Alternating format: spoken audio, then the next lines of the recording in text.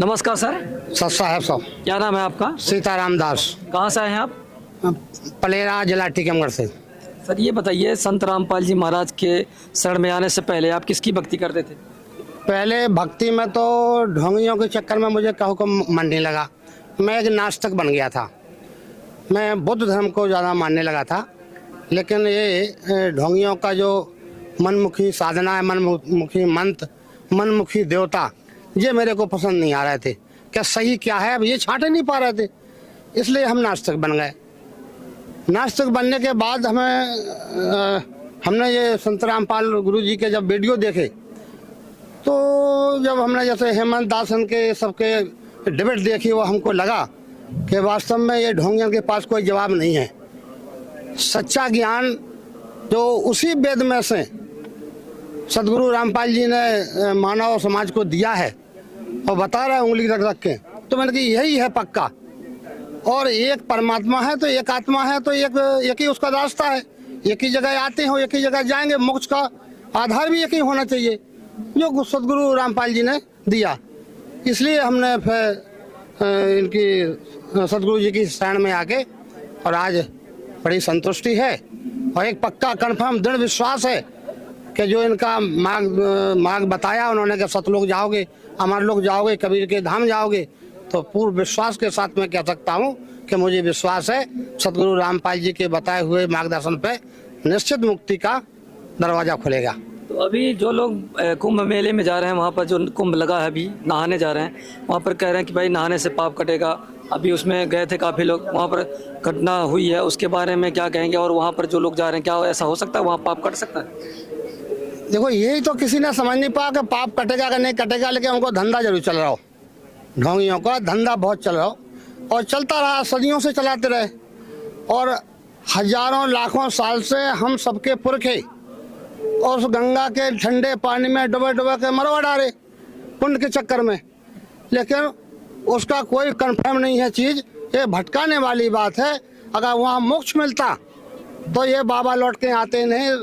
ये जो बागेश्वर धाम जैसे हमारे ही बुंदेलखंड के छतरपुर से संबंधित है, वो उन्होंने बताया कि अरे गंगा जी में जो मर गया वो मरा नहीं है, वो तो तर गया, मोक्ष हो गया। तो आज मैं ही नहीं कह रहा हूँ, बहुत से ऐसे आवाज उठा रहा है कि भाई तुम क्यों बच के आ गए, तुमको मोक्ष ही पा लेने थी, तुमको मर जाना था। शंकराचार्य ने तो ये भी, उनको मैं धन्यवाद भी कहता हूँ, महामुक्तेश्वर नंद, उन्होंने कहा कि अगर बागेश्वर जी मोक्ष चाहते हैं तो पुल पे खड़े हो जाओ, हम धक्का दें दे अपनी मर्जी से, मेरा कोई दोष नहीं माना जाएगा, मोक्ष प्राप्त कर लो, क्यों लौट के घर आ गए। तो ये सब पाखंड वाली लीला है। भक्ति बगैर कुछ नहीं है, भक्ति करना पड़ेगा। भक्ति से ही जो रामपाल जी ने आपको रास्ता दिखाई सबको, उसी रास्ता से उनके साथ जुड़ करके अपना मोक्ष और शांति और सारी ग्रह बाधा और जितनी बीमारियां हैं उस पर भी उनको प्रबल दावा ही नहीं है। लोगों ने प्रैक्टिकल पा लिया है। कई कैंसर जैसी भयंकर बीमारियों को लाभ मिला और पूरी तरह स्वस्थ हो गए। यहाँ डॉक्टरों ने मना भी कह दिया कि भैया अपना पेशेंट घर ले जा, मैं नहीं बचा सकता हूँ, लेकिन उस परमात्मा ने कबीर साहब की शरण में जाके, रामपाल भगवान की शरण में जाके, और उनकी ज़िंदगी सुचारू रूप से चल रही। ऐसा लगता है कि उनको हुआ ही नहीं था कैंसर कभी। नहीं, आप कैसे कह सकते हैं कि इतने जो बड़े बड़े हैं, काफ़ी दिन से भक्ति कर रहे हैं, जटा रखा रखे हैं, बाबा लोग हैं, वहाँ पर आप देख सकते हैं वीडियो में, अभी काफ़ी वीडियो चल रही है, वहाँ पर साधना कर रहे हैं, तपस्या कर रहे हैं, हवन कर रहे हैं, वहाँ पर जटा रखाए हैं इतने सालों से। क्या ये सब बेकार है उनका करना? देखो, जटा भभूत और नंगे घूमना या कपड़ा पहन लेना, ये भक्ति का और तरने का कोई प्रमाण पत्र नहीं देता परमात्मा। ये अपनी मन मर्जी, जिसको कहते हैं हठ योग, ये हठ योग हो सकता है कि ऐसे नहीं ऐसे मिल जाएंगे, हम फांसी लगा लेंगे तो भगवान दौड़ेगा, मत लगा। ये उनका हठ योग है। ये भक्ति नहीं है। जटा मटन से कुछ नहीं होता है। सबसे ज्यादा सबसे अच्छा ये है कि कितना आपको आत्मविश्वास है उस पर। और पहली बात तो उनको उस ब्रह्म की ही ज्ञान नहीं था जिसकी भक्ति करना थी। अब 3 देवता, यानी मैं उनका बड़ा आदर करता हूँ, 3 लोग के भगवान है, ब्रह्मा विष्णु महेश, लेकिन उनको तक भी नहीं जान दिया इन्होंने। भूत भुतनिया में, गोड़ घटोइया में, माई मसान में उलझा दिया इन लोगों ने।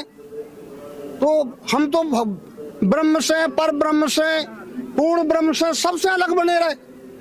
तो ये अब हमारे सभी से, जगत भाइयों से और भगत भाइयों से यही अपील है कि पूर्ण विश्वास के साथ और पूरी लगन के साथ, और जो शरण में नहीं आया हो तो वो भी शरण में आए गुरु जी की, और अपना मोक्ष करें और अपनी तन मन धन से भक्ति करें आत्मविश्वास के साथ। आज हम आप सबके बीच में कह सकते हैं कि पूर्ण विश्वास है कि हम जो भक्ति कर रहे हैं भगवान जी के शरण में है, गुरु जी की शरण में है, रामपाल जी की, तो निश्चित हमारे लोग पूर्ण ब्रह्म परमेश्वर के लोग को हम लोग पहुंचेंगे और बड़ी आसानी से पहुंचे। सही भक्ति हमको मिली है, इसलिए पूर्णतः संतोष है। और सच्चा जो अन्य धर्म गुरु हैं वो कहते हैं कि भाई सतलोक ये संत रामपाल जी महाराज बताते हैं, हमने तो कभी देखा नहीं और कोई जानकारी हमें है नहीं इसके बारे में क्या कहें? अब मैं आपको बहुत बहुत धन्यवाद देता हूं मीडिया को कि आप भी एक नई नई बात और प्रश्न उत्तर में जान लेते हैं और पूछ लेते हैं, और जिसका लाभ हमारे जगत को और भगतों को मिलता है। कि अन्य धर्म के लोग, देखिए धर्म तो एक ही है, मानव धर्म, और वो कहते भजन करो उसका जो मालक, जो रब हो सबका, जो मालक हो सबका, और अलग अलग मालक नहीं हो सकते, अलग अलग धर्म नहीं हो सकते। अलग अलग जो धर्म मानते हैं और कहते हैं तो वे धर्मी नहीं है, वे अधर्मी मानते हैं। हम तो धर्म एक ही है, मानव धर्म, और मानव धर्म के हिसाब से परमात्मा ने सबको मानव बनाया है, एक ही जाति बनाई है मानव जाति, और एक ही धर्म बनाया है। और जो अलग अलग मानते तो वो तो मैं तो नहीं जानता, वो धर्म इसीलिए तो भटका दिया सबको। नहीं, उसमें ये सवाल था कि जो लोग कहते हैं स्वर्ग से ऊपर हमने देखा ही नहीं, इसके बारे में क्या बताएंगे? सतलोक तो संत रामपाल जी महाराज जी केवल आए। देखिए ये मानव जाति है, और स्वर्ग तो बहुत बड़ी बात कह गए आप।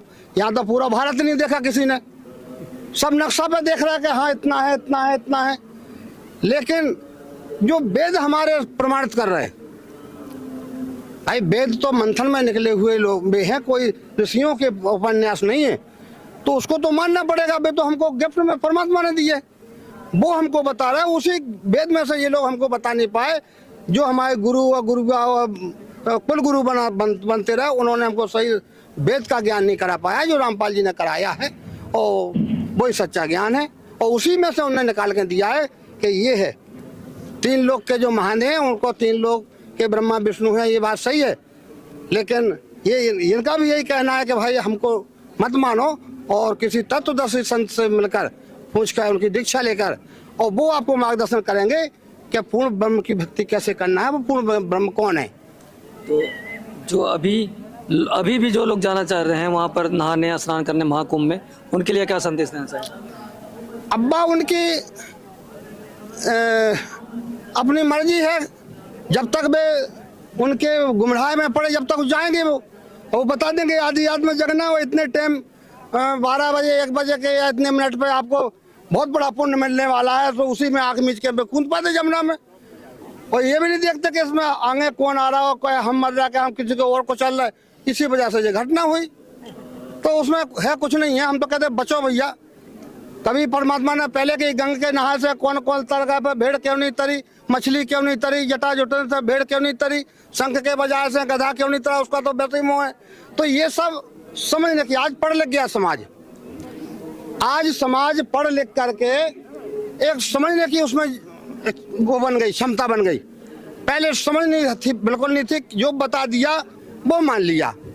अब तो विवेकशील हो गया, और आज मीडिया भी है हमारे लिए समझने के लाने, वो भी कहाँ कहाँ से खबरें लाता है, और सब हर प्राणी के उससे वो जानने की कोशिश करता है, बताने की कोशिश करता है।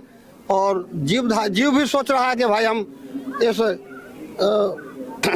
मृतलोक से छुटकारा पाने के लिए सच्ची भक्ति करके, और हम एक अमर लोक की तैयारी करें, जो संत रामपाल जी ने बताई, ना कि गंगा जमुना में डूबने से कोई उद्धार होने वाला नहीं है। सच्चा है। बहुत बहुत धन्यवाद।